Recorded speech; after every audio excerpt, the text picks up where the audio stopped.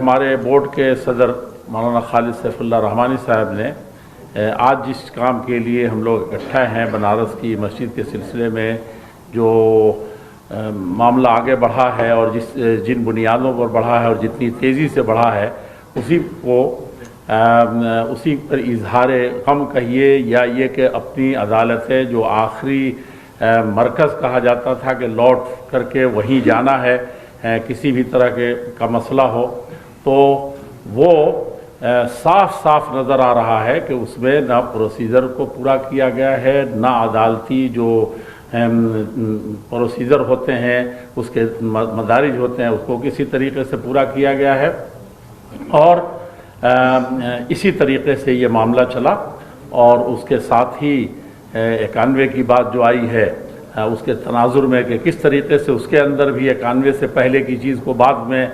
کیسے کر دیا گیا ہے، تو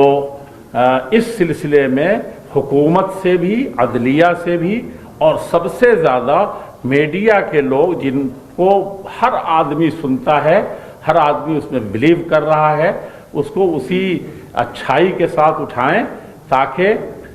آپ کے اندر میڈیا کو چوتھا ستون بھلے کہتے ہیں، لیکن حقیقت یہ ہے کہ قلم گویت کے من شاہ جہانم، یہی سب سے بڑا بادشاہ ہے، یہی سب سے بڑا حاکم ہے جو انصاف کے ترازو کو برقرار رکھ سکتا ہے۔ آپ کے ذریعے سے دیش واسیوں کو، ایک ایک فرد کو اسی انداز میں یہ پیغام پہنچنا چاہیے کہ ہم امن و شانتی کے ساتھ رہتے ہوئے، بھائی چارہ کو برقرار رکھتے ہوئے ہم حقدار کو اس کا حق پہنچائیں، اور اس میں خاص طور پر عدلیہ اپنا فریضہ سمجھے، اپنے مقام و مرتبے کو سمجھے۔